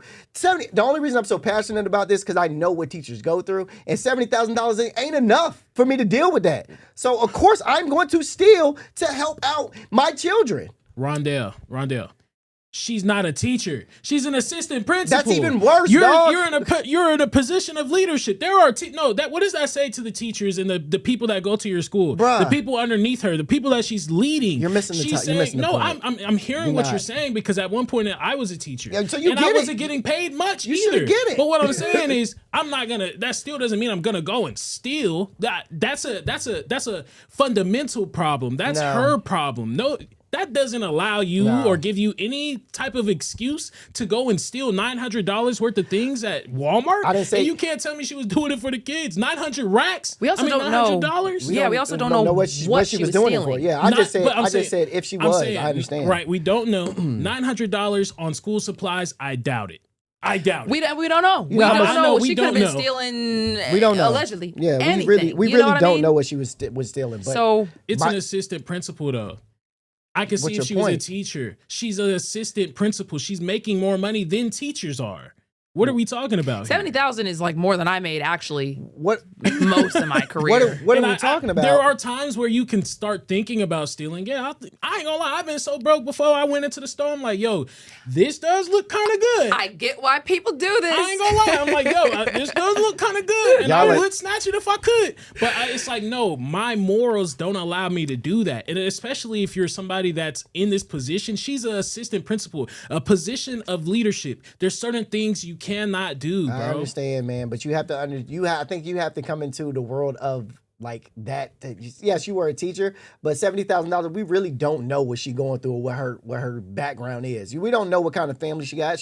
We don't know if she's taking care of her husband and he's sick, or she got kids that are sick. We don't know. You can shake your head no, but we really don't know, bruh. So it's like $70,000 might not be enough for her living situation, and she probably is a real good assistant principal that really love these kids. So it's like I'm saying she That's what I'm Well, saying. I That's what gotta I'm get in saying. here, y'all. Go ahead. My I bad. will say that the way that she was allegedly doing this is very similar to what you were saying. Like, you kind of like stack it and basically place multiple things on top of each other and scan it in. And they got her on the camera. And this is what I was saying earlier. This is why I don't do it, because I know that this can happen. They literally ended up showing police the security video of her allegedly shoplifting, and they found her. Like, they used a driver's license database to identify it, went to the address where that car should have been, and it was there, and saw that the vehicles matched the vehicles seen in the surveillance footage. Both were registered to her, and that's how they found her. So that's what I'm saying. Like, imagine you are thinking you're just stealing, nobody's gonna find out, and then boom. they literally show police the video of you doing it in 4K, and they follow it to your house. Yeah. That's I didn't know they could even do all that. No, they can do anything. They ain't gonna do it if it's anything less than like $500 though. I wouldn't because get it's not a people felony. No, I'm Yeah, just it's not- saying yeah, it's not a felony unless true. unless it's over $500. Coming from somebody that's never stolen before, it sounds like you know how much you can Right not. Yeah, it sounds like you can know how much you can steal when not getting caught. All Brother, I'm that's saying is- crazy. I didn't know All I'm that. saying is there are teachers that are making less than her, and they could have been in worse situations than her, and they still decided not to steal. That's feel you. her issue. That's feel her you. morality there. Sorry. We agree to disagree on that one. Well, in the comments, you guys are saying that $70,000 in 2026 might be around 45 to 50,000. You know, as far as how far it stretches. Don't quote you. You know, yeah. If you're in New York, yes, but $70,000 down south could get you kind of far. I ain't gonna lie. Where? 70,000. I don't know. Do you know how many people really don't make that much? I mean, Yeah. where? Oh, I haven't worked for anybody. In That's what I'm Georgia. saying. In a long time, And it so. didn't hit me until you said like that people couldn't live on less than 100K. Because I'm like, man, there's a lot of people. Oh, well, boy, there's a I lot haven't. people. This is the. Yeah. so- Well, no, you no. gotta I mean, come that's down- just to say these businesses are not paying people Oh, what they're wow. worth and what Okay. they're due. It's crazy. When you really like living, it's crazy. You got It's to crazy. come down to reality with the peasants, cause you $70,000. I'm like, yo, that sounds amazing. I mean, Peasants. for somebody to be an assistant principal, that you can do a lot with that, dog. Okay, my bad. I'm just saying. My bad, players. I'm just saying. Maybe And I'm just not making saying too that's much what- money. I don't know. I'm not what? saying that's what she made either. I'm just saying based off of what I seen and when I looked it up. And again, these are all allegations, and we don't know what was stolen. So if maybe police drops more information on this, we'll keep you posted, let you know what happens. In the meantime, police are saying the woman that was accused of stealing $400,000 from Lumpkin County was just found in Florida. Y'all stealing a lot of money lately, bro. People are just stealing. Times it's hard. Hey, bro, they stealing a lot of money lately. So yeah, authorities identified the offender as Magdalena, Big Mag in the building. Mag. Big Magdalena. This is her last name too, Magdalena Magadin. Okay. It's a wild last name. Age 52, she is facing a felony charge of theft by deception. The exact amount reported taken was $399,416. 416 and 13 cents. Did I say that correctly? I think I did. I think I said it wrong. Yeah. So $399,416.33. there it goes. There it goes. There it goes. The investigators have successfully recovered 100,000 of that money. $100,000 of that money. So Yeah. that's pretty. That's pretty good. That's pretty good. I think. Yeah. What do you mean by that? I think that's pretty. I mean, not that she stole that much money. Here's my thing. Magdalena was probably about to go down to Florida because she got hit up in in Florida. She was probably about to go down to Florida to sit in the casinos for hours. She's 52 years old, boy. She was about to take that for $399,000, boy, and just sit at them casinos for hours, bro. For hours, dog. So Big Mag in the building. Stole it from the finance department. That is crazy. And it really is crazy that so many people are doing this these days because I didn't really even put two and two together until you just said that. We've been covering a lot of like stealing money stories. Stealing money, bro. Yeah. Like, it's crazy. Where are they at? That's what I'm saying. Like, if when next time y'all do it, you know. Okay.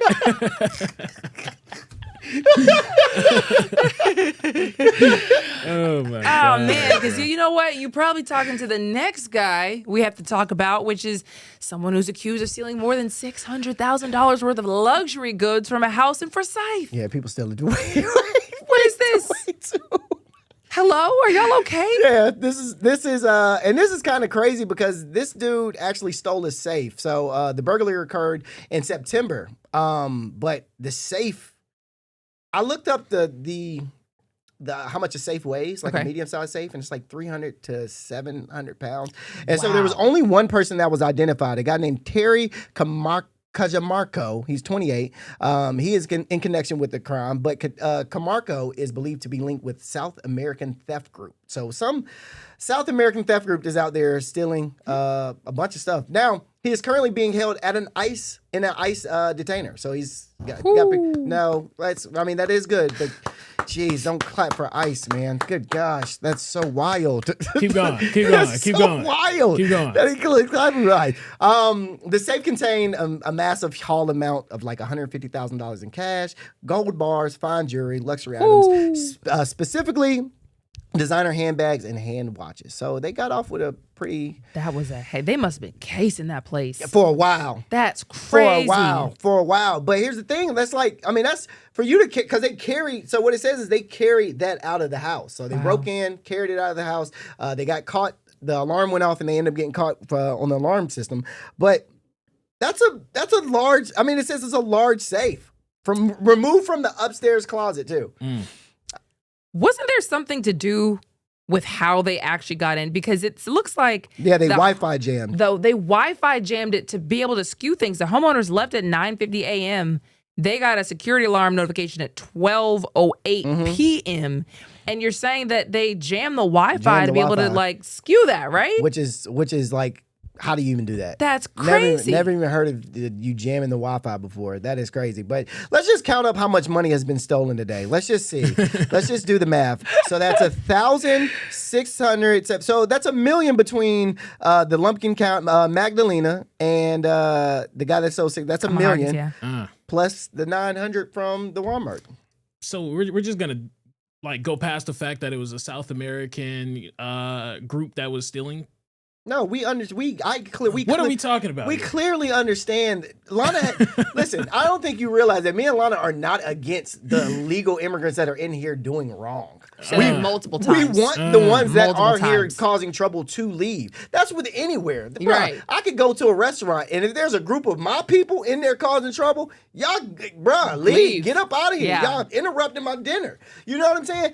I don't care that people are here illegally, but once you start interrupting peace, I'm a big fan of peace. So once you start interrupting peace, that's when I'm like, you gotta go. Weren't you just watching some video where there was like a carrot farmer saying that you've deported all of my workers and like, what am I going to do?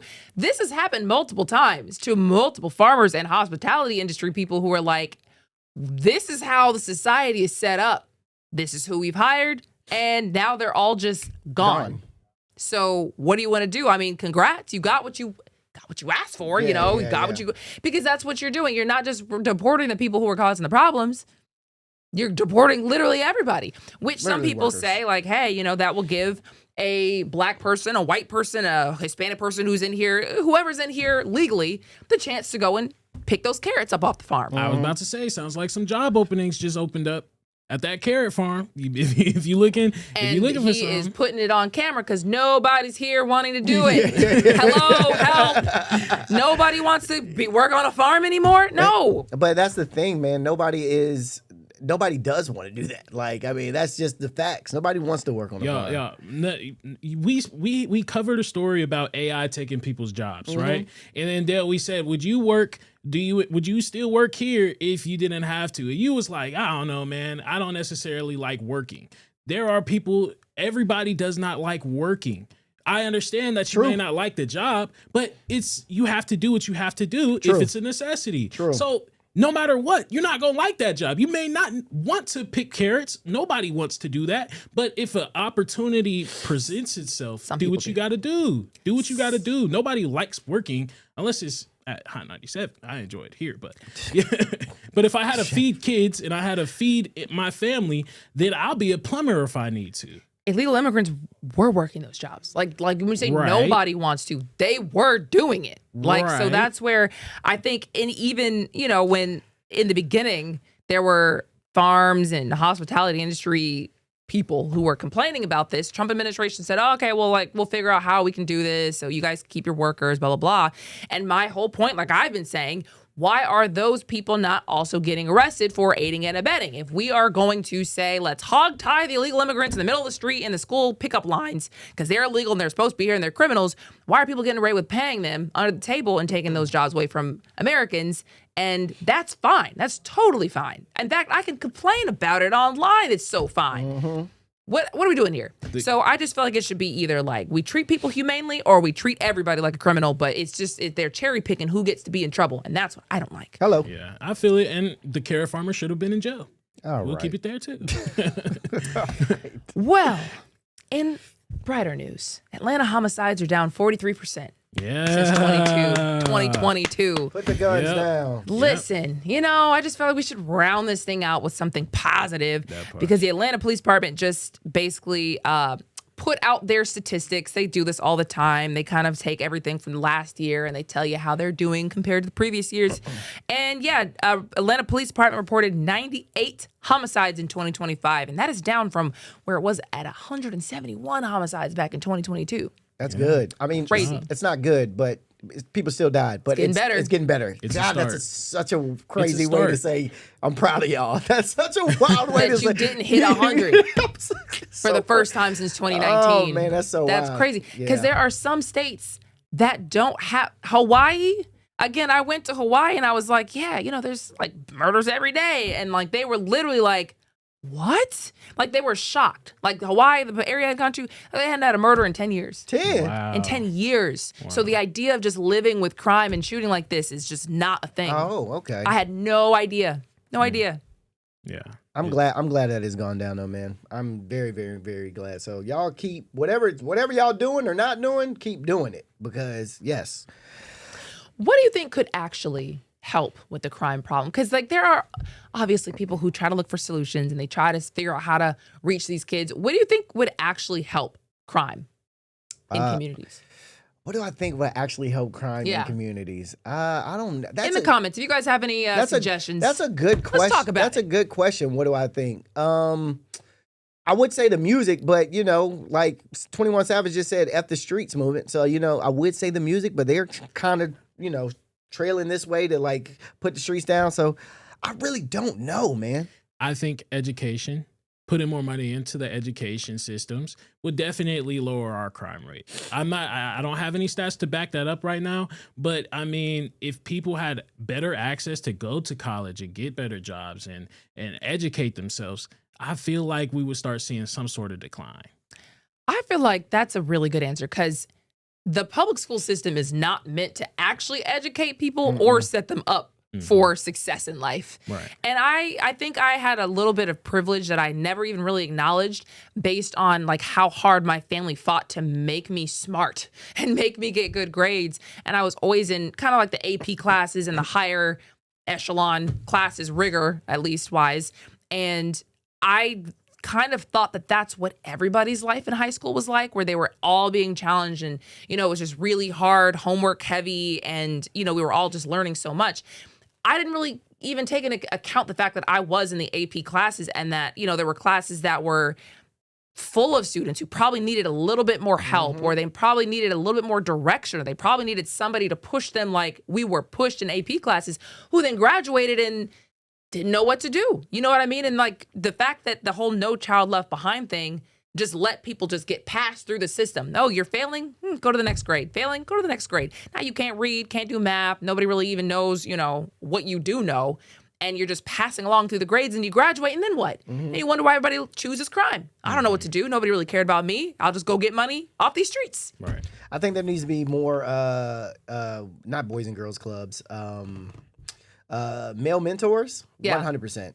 Definitely needs to be more. I used to mentor this kid from my mom's school for a while, but I think there's definitely needs to be way more male mentors because a lot of these boys ain't got no male figures. You know what I'm saying? And I ain't saying I'm the best mentor ever, but I definitely have some type of insight to give, to instill in some type of kid to be like, hey, bro, I done been through all this. So I can tell you where not to go and what not to do, X, Y, and Z. But I think the mentors that these kids have to look up to are just people in their hood. You know what I mean? Yeah. Like people that they see down the street and people that they see with a lot of money and the people that they see with a lot of girls. And, that just comes from being brainwashed and sitting in your own environment. And this is all you know, that this is it. They don't know no better. Even when they go to school, a lot of these kids don't know that there's more out there for them to get down with. You know what I mean? Yeah. Like, yeah, I could be the smartest kid in the world, but then it's like, all right, man, I don't even know that I can go to college, or I don't even know how to get a hope, or this, that, and the third. So yeah, we say, hey, education, but a lot of those kids are very smart. They don't know what to do with the smartness. They don't know what to do with the education. They don't know where to take it. So it's like, yeah, we can put education in more the hoods and stuff like that. They don't know what to do with it though, bro. It was not even really designed to cater to what kids feel like they're good at. Yeah. It's just catered to be like, you're just going to learn everything. Just learn math, just learn science, just learn whatever. And you just end up getting lost in areas. Maybe you do a C or a D or an F in this one, and now you're stupid, and now you're this and that and the third. And like, especially those kids in those areas you're talking about, which like are heavy on the crime, some of those kids feel like they have no hope. Yeah. You know what I mean? Because they are watching just bodies drop in their neighborhood. The news shows up, does a story, people leave, life goes on, and that's just death. A lot of people aren't just surrounded by death like that. So these kids, they see that, Yeah. Education. Well, we're going to turn this around to a brighter note when we come back. We'll be right back in a couple minutes.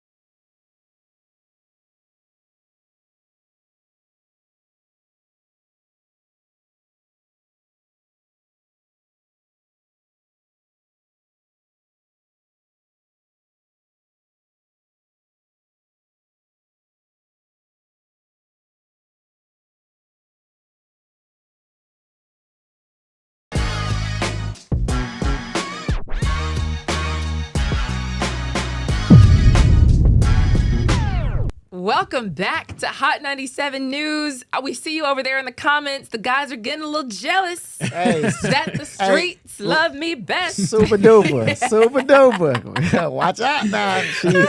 I know her man over speak. I got his number now. I'm playing. But we appreciate you hanging out with us. We are going to talk about a couple stories first, and then we're going to talk about Ice Apocalypse. Because we just got to talk about it. Everybody's freaking out. But first, apparently there's a drug lord in Atlanta who just got sentenced to decades in prison after what some say would be a historic heroin seizure. Yep, that part. The U.S. Attorney's Office of Northern District of Georgia announced the sentencing of Antonio Deshaun Daniels. His name was Freckleface. Freckleface Sean. Freckleface Sean. Yes, Yo, sir. that's scary because, I mean, if any like big gangster guy has like a sweet name like that, I'm like terrified. Well, you saw his picture. Yeah, I was terrified to put it up. He I didn't ain't want gonna to lie. put it up because he didn't want to smoke. He just I ain't said wanna his smoke. government name and Yo, his alias. This guy is dangerous. So federal authorities spent years investigating a large-scale Atlanta-based drug trafficking organization led by Antonio Daniels, Freckleface. The case reached its peak in 2020 of July. The investigation started on July 27th, and a jury convicted him eventually. This is his charges of conspiracy to distribute heroin, fentanyl, and cocaine, possession with intent to distribute controlled substances, possession of a firearm by a convicted felon, possession of a firearm in furtherance of drug trafficking. Daniels was sentenced to 40 years in prison. God, dog. Yeah, followed by 10 years of supervised release. And then authorities seized more than 170 kilos of heroin. Yeah, mixed with fentanyl Nasty. from I two think I'm different big Atlanta meat. locations. Right. I think I'm Listen. Big Meat. Listen. Larry Hoover. So I was going to ask you, though, what did he look like? You saw his All right, picture. so he was a light skin. But he had like freckles all over his face. Redhead too, I think. Yeah, he was. I believe he was a redhead. With Yeah. braids. With braids. I'm and a beard. terrified. I ain't gonna lie. I'm terrified. So just in case you don't understand, 170 kilos of heroin is more than $2.1 million in cash. Like around $2.1 million. Oh, I see. Yeah. Okay. Sheesh. Yeah, That's crazy. He had millions. So it was interesting. It was very interesting. The operation was supplied by the Cartel de Jalisco. Yeah. Nueva Generacion. You need to learn Spanish, my Yep. guy. Yep. Yeah, so it was an operation supplied by the CJNG. The CJNG. Y'all know about the CJNG? Nope. I don't. I don't. Don't know nothing about none of these folks. And I don't know nothing about nothing he said. Yep. He found this story. He found this. Just in case you watching this, Mr. Freckleface. Well, just I in didn't case. look. I didn't look up this story. I would I never didn't want to put talk this story about in it. me either. Dang. Chill. Y'all freaking me out. All right, so look. I'll say it like this. So the CJNG is a Mexican-based transportational drug trafficking organization identified by the U.S. government as the most powerful and violent cartel in the world. Yeah. They supply fentanyl, heroin, methamphetamine, and cocaine. I'm pretty sure they didn't want that information out. I'm just saying. Oh, no, it's public. I wouldn't have said that.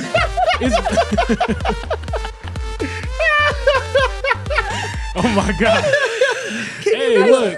That's so funny. Look, it's public information. The FBI, the DEA has put this out there. So, Yeah. We got you. Yeah, we don't got you. we're shoot just me, kidding. the messenger. No, Don't no, shoot hey, me, brother. the messenger. That's what we're doing. We're the news. We're the Right. news. We're Yeah, telling you the news. It's all a right, joke. right, We're just right. kidding with you. Yeah. Yeah, just kidding.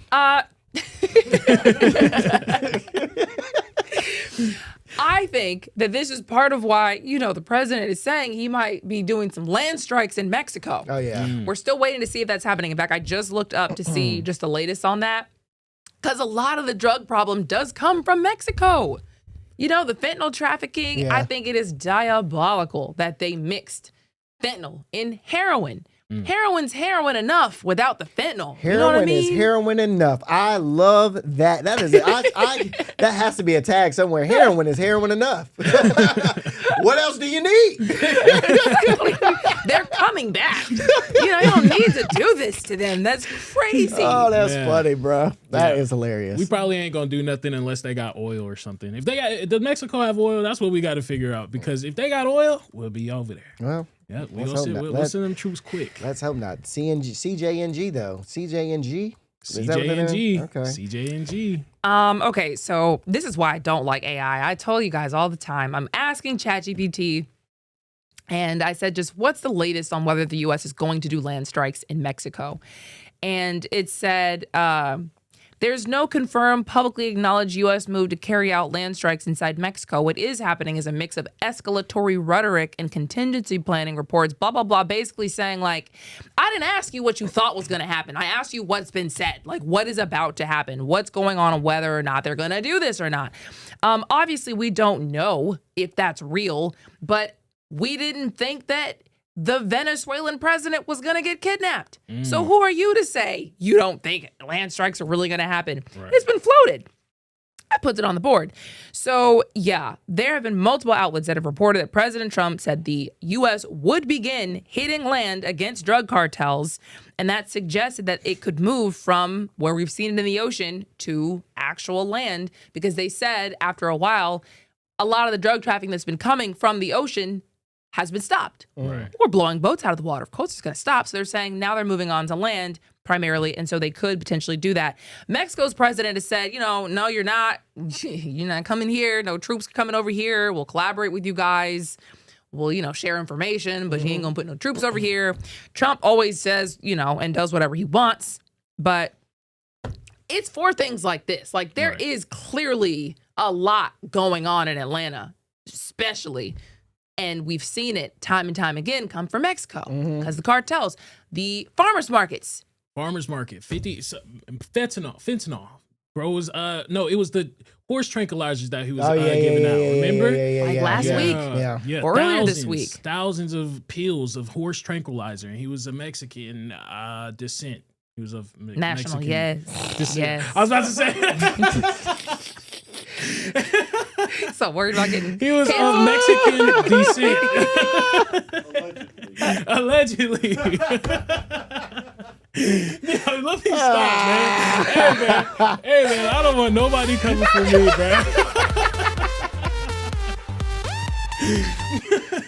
Hey, yo. We got to get this train back on track. Go ahead, Lana. Okay. Why don't we just move on stories? Go we ahead, got go it. ahead, go ahead. We'll tell you where he lives if anybody feels the need to. Here's some positive news. The emergency alert was lifted at Morris Brown College after there was a threat. They looked into it. It was totally, everything's fine. But Morris Brown College has been in the news a lot. Bro, they can't catch a break, dog. Hold on now. They can't catch a break. So 9:30 a.m. emergency alert issued. Morris Brown College posted an emergency alert on social media and sent notifications to students via email and text. Students and staff were instructed not to come to campus. The college transitioned immediately to a virtual learning day, moving all classes and administrators to operations online only. So 11:30 a.m., that's when the alert lifted. And, 2 hours later, President Kevin James, shout out to Dr. Kevin James,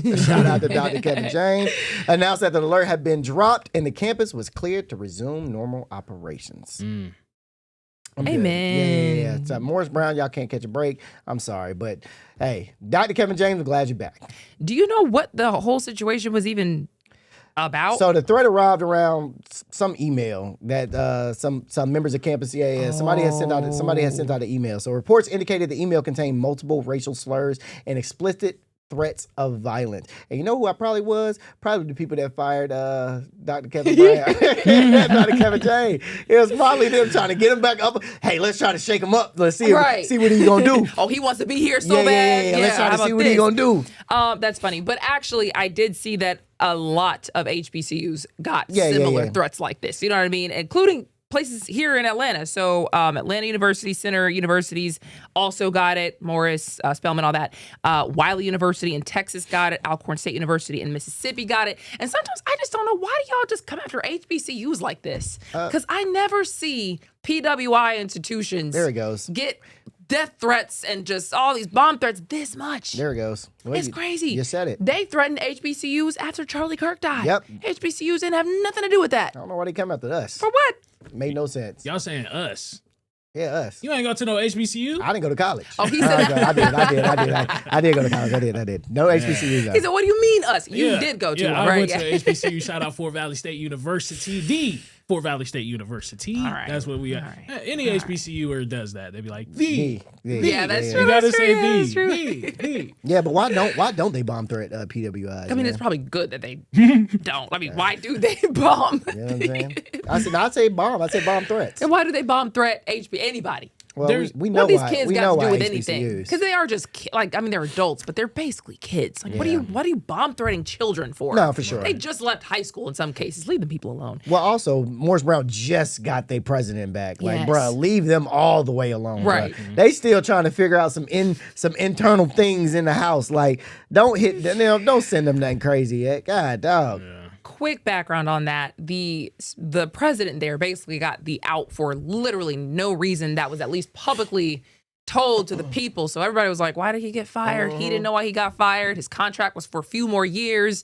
So then he probably told them, per my contract, you can't do this. And they said, oh yeah, we can't. And they put him back in there.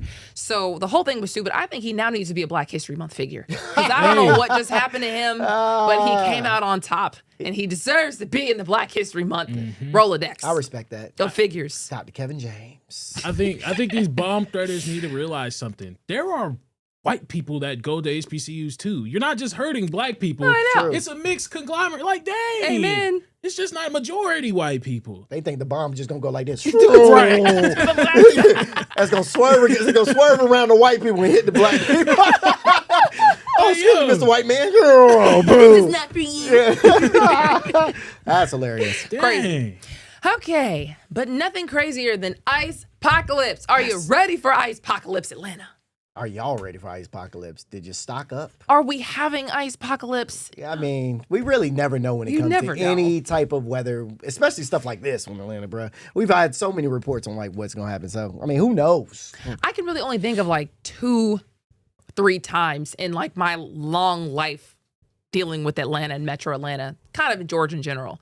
Not North Georgia, but just, down here where we are, not in the mountains, that really deal with snow. Like when they say, oh, it's going to be a big thing. And then it was actually a big thing. Yeah. That one time it was a big thing and we didn't know it was going to be a big thing. And that was the worst. And that was the worst. Good gosh. Oh, snowpocalypse. Yes, bro. Y'all didn't Yeah. know it was coming? No, nobody knew it Nobody was- knew. That's why everybody got trapped on the Yeah. highway. Nobody knew it was coming. Yeah. Nobody knew it was going to be that bad. Nobody knew it Yeah. was coming. And that was the worst I've ever What seen. year was that? 2015. Yeah. Yeah, 2015. Yeah, that was the worst I've ever seen Atlanta, like, ever. Yeah. Like, That was bruh, crazy. Bruh, and everybody was like, I mean, because Atlanta didn't know what was happening. We didn't have enough salt trucks. But after that, I will say Atlanta stacked up on salt trucks.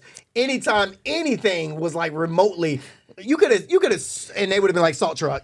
You could have just remotely said the Facts. word snow. I think that's actually why the meteorologists in Atlanta and the city of Atlanta get so hyped up every Oh, single yeah, time because yeah. they just feel bad. It's like remorse from that time they had y'all trapped on the highway. Because that was before people really knew you needed to have a blanket, you needed to have some snacks, you need to like have stuff in the car just in case, no matter what. Because people literally had to leave their car, abandon it on the highway, and just leave. Dang. People ran out of gas.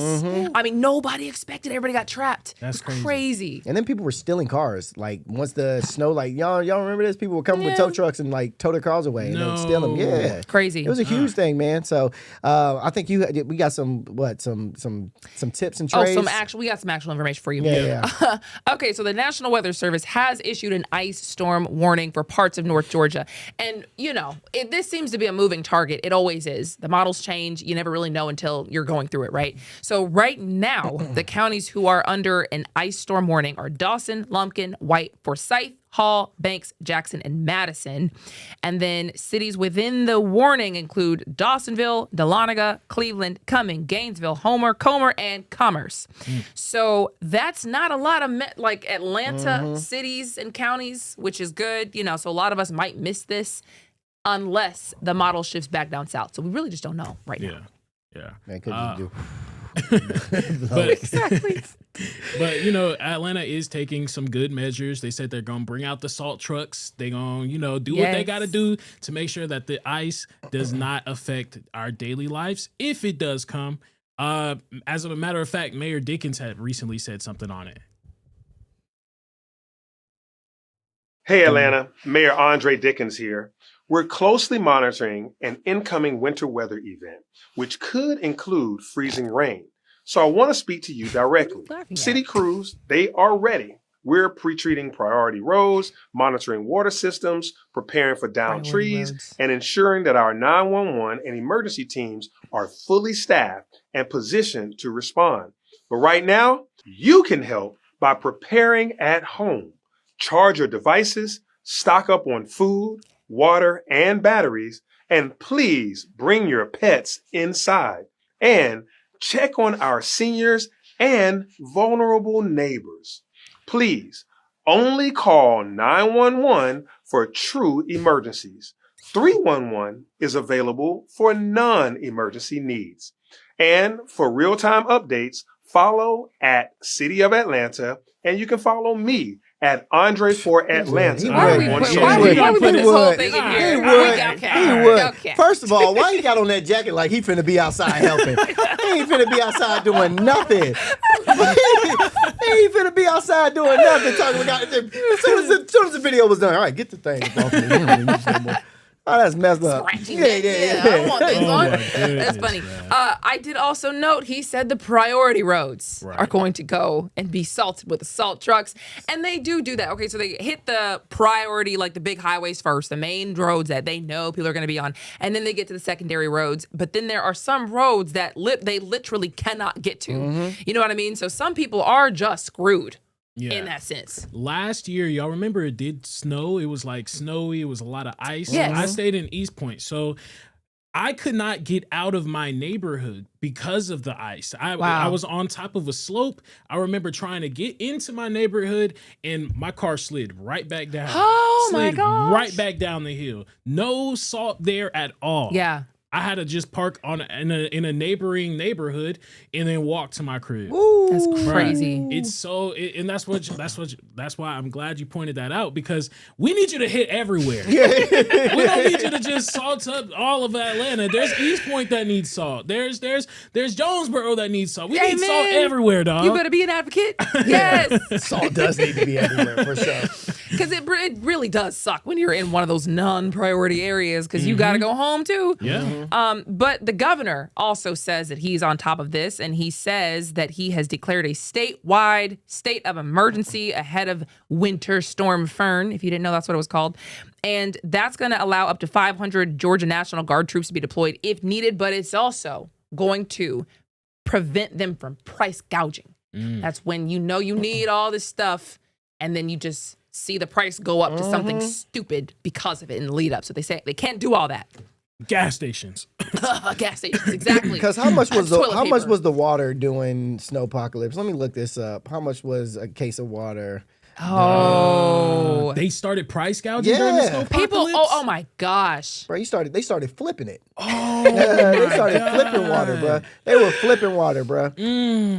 Which reminds us, while you're looking that up, there are some things that you probably do need to get to survive if there's an ice storm. Most people have already kind of prepared for it because the shelves are empty. Y'all always go for bread. Y'all are not about to eat all these sandwiches this weekend. I don't know why people always just go for all the bread, the milk. You're not drinking no milk. Yeah. If you don't have a refrigerator and it goes out, you are not drinking milk. Some things that go are like very odd combos. It's always the bread and the milk. A sandwich and some milk. Like, it's not even a peanut butter jelly. Y'all making like turkey and cheese and some milk. That's gonna have y'all stomach toe up. Oh my god. Toe up. I need to go get some tissue. Is it too late to grab some tissue? Yeah, brother. Probably. Yeah, you're done. You're done. You're cooked, as the Youngs would say. You're cooked. The water. So a case of water, a gallon of water back then was like $1.21. That's how much they would sell it for. During that time, averaging $4 for a gallon. And it's diabolical. Water, bruh. That was just because nuts. I know you need it. Yeah, I'm going to bruh. put $3 extra on it. That's crazy. Supply and demand, man. Supply and demand. I mean, shoot. Now it's just if you can afford it, you can buy it. You know what I mean? Which is crazy. Yeah. Crazy. So yeah, if y'all don't need something at the crib, don't go grab it. All right, leave some for everybody else. And also, if you ain't got no Sam's Club card, go in Sam's Club with a buddy. You know, just walk behind somebody. Take a friend. Yeah, or if you see somebody out in the parking lot, walk behind them. Okay, get inside. Hey, can I use your Sam's Club card? I need to buy some extra stuff. Boom, use that. I You know think what they mean? make you scan it again at the checkout. I That's- think they done caught on. Then here's what they you know. You just walk with that person around the store. Oh, you ain't leaving me. I ain't leaving you. I need to use your card Yeah. to get out. You know what I mean? So y'all get y'all essentials and bundle up. But there are reportedly, some things that are the best things to get if you happen to find yourself hungry, and they don't require refrigeration or cooking. Water, of course, 1 gallon per day per person, they say. Peanut butter, nuts, granola bars or protein bars, canned fruits and vegetables, canned soups, canned beans, cereal, meat jerky, extra baby formula if you need it, extra pet food if you need it. What I notice about that list, this is a lot of ultra processed food. It's a lot of the food that's going to make you potentially sick. It's not real food. Got a lot of chemicals. It's crazy that the stuff that does last is the stuff that's like fake. Dang. Oh yeah, canned foods last forever. Like if I wanted to eat healthy, but I didn't need it to be refrigerated, like what could I get? I guess apples. You get just like some fruit. Those even eventually go bad. Yeah. I mean, it'll last you the weekend. But. Yeah. Oh well, it depends on how much you eat apples. You know what I mean? I don't eat apples like that. You know what I mean? Yeah, that's true. Yeah, canned food stays in forever. They're also putting out some necessities for your home just in case things do pop off. You need to have a flashlight, extra batteries. You need to have prescription medications, baby supplies, first aid kits, heating, fuel, and a properly ventilated emergency heat source, fire extinguisher, and a working smoke alarm. Make sure your smoke alarms have some batteries in them. Black people. That's for black people. Black people, make sure your alarm has batteries in it. Boy, I don't want to call my mom out. Boy, that thing be beep. Beep for years. And it was just, it became so normal you ignore it. And Bro. I didn't know that was a black thing until like I grew up and people like, why do black people always have their like things that don't work? I'm like, God, was it really a thing? Yeah, that's us. Boy. That's us. Nuts. That is crazy. Yeah. That is crazy. Every That once is in a while. really wild. What he said, though, about protecting the seniors amongst us and the vulnerable amongst us, that is such a good point. And what you said reminded me of that because it talks about just heating and whatnot.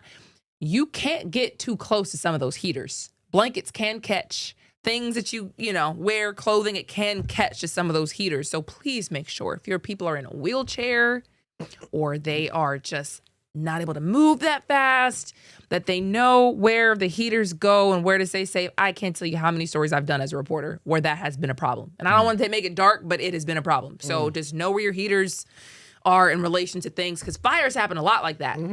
Yeah. Be warned. Yeah. Are y'all prepared though? Let's be honest. Are everybody prepared for No, I keep trying to tell y'all, I am zero prepared. At bro. all? No. So what do y'all do what do y'all do in this situation during the weekend? Like when you got to be cooped up at the house by yourself? Do y'all have things that y'all already planned on? Like I plan on playing video games all weekend. Like that's If like, your I power never- goes out though. Like well then I've Oh, downloaded Yes. movies. I've got a Okay. few Really, movies yeah? downloaded. Yeah. Okay. So I plan on doing absolutely like for once nothing. Like absolutely, nice. like absolutely nothing. Yeah. For once. So what do y'all plan on? Damn, are you usually that busy that you don't know what to do at home? Bruh, what? What? I'm trying to tell you. That's crazy. So what do I do at my house on the Yeah, weekend? bro. Boy, I love at home. I never leave home. well. I got so much I could do. I mean, clean, Well, do chores, better than me. find something to decorate. I don't know. Oh, you're amazing. You Yeah, know. I don't ever. I don't got time. Read a to- book. You could read a book. Don't have time to read. Yeah. But you gonna watch TV this weekend? I'm gonna. Yeah, but I'm not gonna read. Why would I waste my time reading when I can watch TV? Reading is fun. This is my free time. I don't want to read. So you during my could free read for time. fun. You don't know the right books. Yeah, you don't know the right books. I read and I have a nice little cigar with me. I can't wait. I'm looking forward to it. A can nice little imagine you. cigar, a nice book, maybe a little glass of whiskey, and then that is it. That'll do it. For me. Oh, Okay. Do it for that's me. nice. That'll It's do it. Sound very like- wholesome. Sounds 70 years old. What? A nice cigar, a nice whiskey, a nice book. That's so true. What are you, grandpapa? Puzzles, What in the world? puzzles, cards, board games. Yeah. Okay, yeah. Okay. Little Uno action, maybe. Yeah. Yeah. Okay. Yeah. That's what the people who are the smartest do. Just invite all your friends to your house, have a sleepover, and then just hang out all weekend. That'd be actually really fun. That does. Yeah. Yeah. And y'all don't get pregnant during this either, because Yeah. that's how there was a lot of snowpocalypse babies because y'all was cooped up at the crib. A lot of COVID babies because y'all was cooped up at the crib. This don't mean it's just time to, willy-nilly. No, man. Listen, and some of these schools are closed too, so you're gonna have the kiddos at home. You gotta find something for them to do. All the weekend activities have been canceled school-wise. So if there was an event, a game, any kind of extracurricular, that's done because they got to make sure the kids are safe too. No, for sure. But that's also meaning, parents, y'all are gonna be with the kids. Now I did read this earlier today too, that all of this will roll. They say it will roll over to Monday. They say so. What they're saying is Sunday rains will wash out some of the ice or whatever, but then Monday temperatures will get below freezing. Yes. And freeze over again. So that's what they're saying. So, but it's up to you guys to keep track of this. You know what I mean? I need to grab my phone. Can you take me off camera real quick? Oh, that works. I was trying to not be rude, but I think we're gonna be.